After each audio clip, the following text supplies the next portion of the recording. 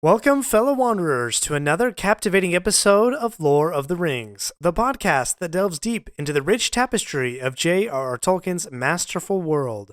In today's episode, number 112, we embark on a riveting exploration of the chapter Fire and Water from The Hobbit.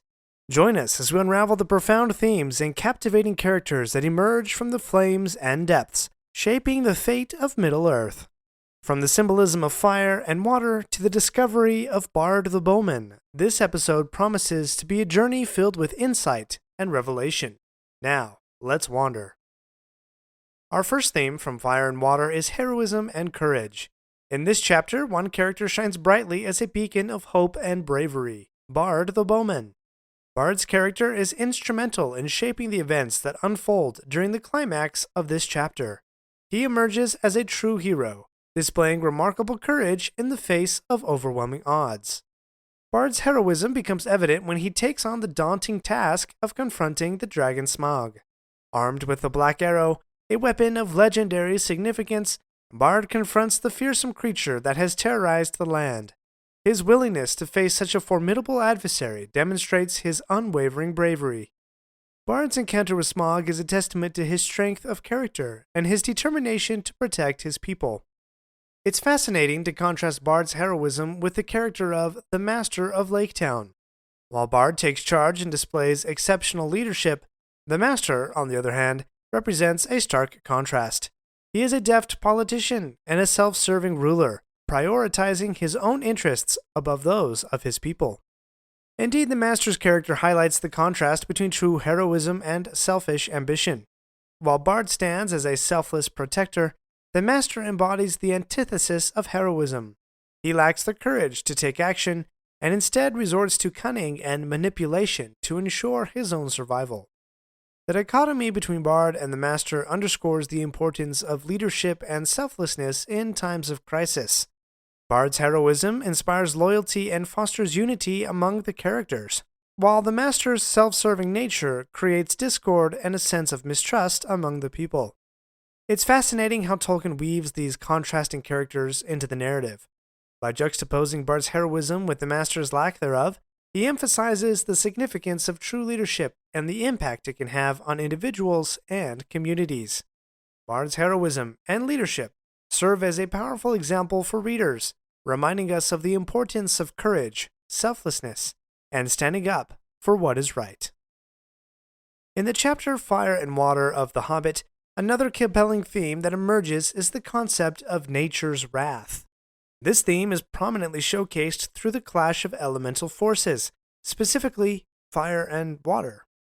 Let's delve deeper into the symbolism and significance of these elements in the narrative. Throughout the story, fire and water represent powerful and opposing forces, each carrying its own symbolic meaning. Fire, personified by the fearsome dragon Smaug, embodies destruction, chaos, and unbridled power. Smaug's fiery breath wreaks havoc on the lands and the characters, leaving a trail of devastation in his wake. On the other hand, water symbolizes calmness, purity, and the potential for renewal. The lake that surrounds the lonely mountain serves as a tranquil sanctuary, contrasting with the destructive power of Smaug's flames. The symbolism of fire and water in this chapter goes beyond their elemental properties. They represent contrasting aspects of the human condition and the larger themes of power and destruction. Smaug's fire symbolizes the corrupting nature of power, the insatiable greed it can breed, and the devastating consequences it brings upon those consumed by it. On the other hand, the water represents a form of cleansing and renewal, Laketown being burned to the surface of the lake. And even Bard's dive into the water can be seen as a metaphorical cleansing and a chance for rebirth and growth. It signifies the potential for redemption and the opportunity to rebuild after a period of destruction. The burning flames represent the destructive forces that can be unleashed when power is wielded without restraint. Smaug's fiery breath embodies the fiery wrath of an unchecked tyrant, consuming all in its path and leaving a scarred landscape in its wake. The destruction caused by fire highlights the detrimental effects of greed and the dire consequences that follow. However, amid the devastation, we find the symbolism of water offering a glimmer of hope and the potential for rebirth.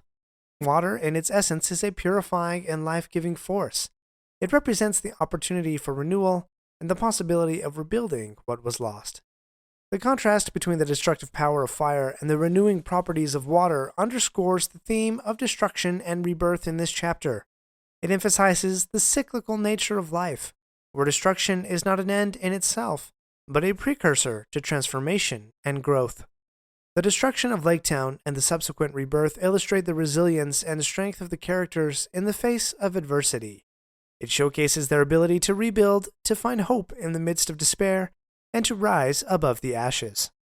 The symbolism of fire and water serves as a powerful reminder that even in the darkest of times, there is always the potential for renewal and rebirth. It highlights the transformative power of destruction and the indomitable spirit of those who persevere. Join us after this break as we delve into Tolkien's writing style and he discovers a new character. We're not done yet. If you like this episode, please leave a review and share with your friends. And remember to subscribe if you haven't already. We'll be right back. Do you ever find yourself thinking about who would win in a fight between Goku and Superman?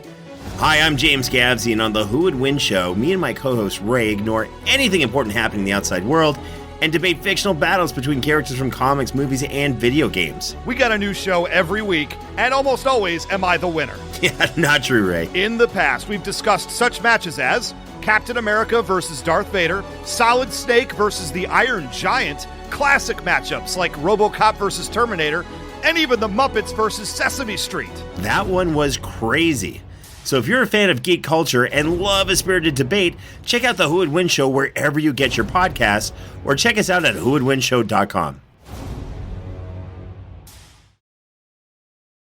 In the chapter Fire and Water of The Hobbit, we encounter a character who perfectly exemplifies J.R.R. Tolkien's unique writing style. This is a character that we mentioned just a few moments before, Bard the Bowman. Tolkien often discovered his characters as he wrote, and Bard's development reflects this process. Let's explore the evolution of Bard and how Tolkien's writing style shaped his role in the narrative.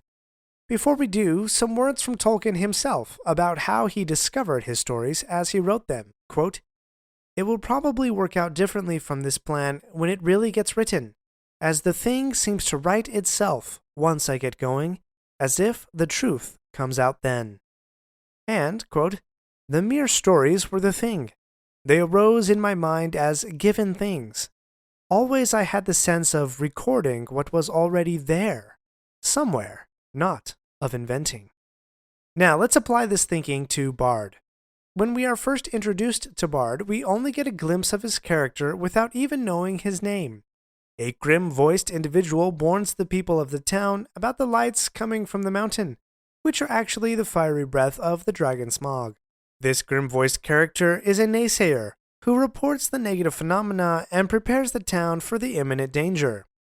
As the dragon arrives and wreaks havoc, Bard's leadership qualities become evident. He quickly realizes the situation and rushes to warn the master and rally the town's defenses. Without this timely warning, the town would have been ill-prepared for the dragon's attack, resulting in even greater devastation. Bard's pragmatism and quick thinking show that he possesses both wits and leadership abilities.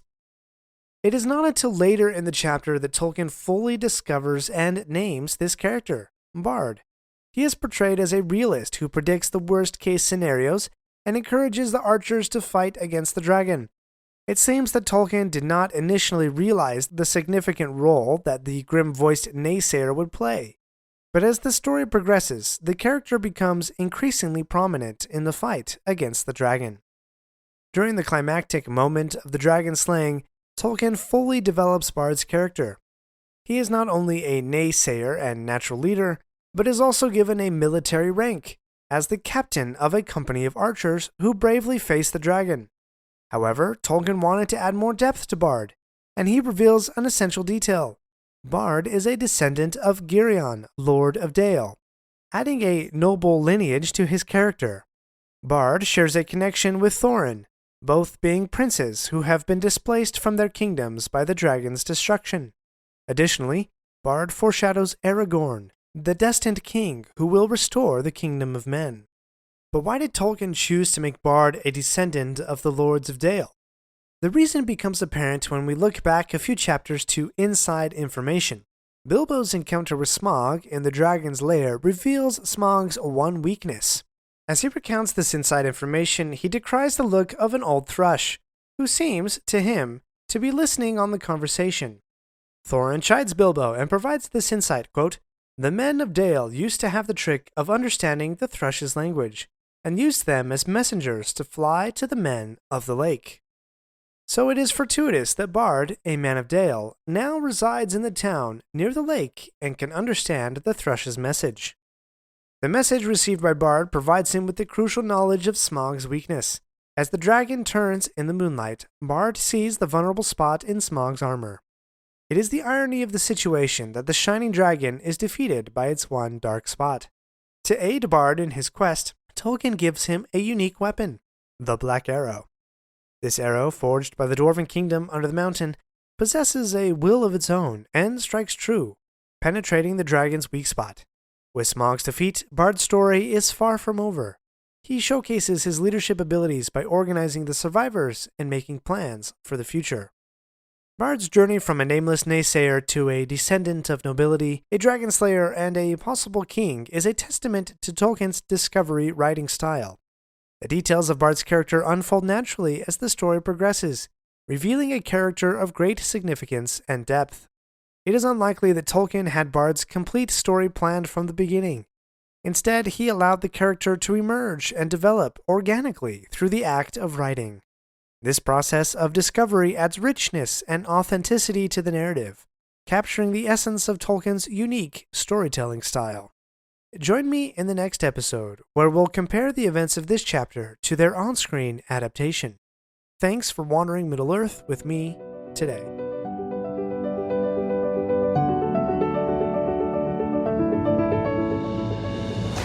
My friends, if you enjoyed this episode, let me know by subscribing, leaving a review, and sharing with your friends. Follow me on Facebook or Instagram at Lore of the Rings Podcast.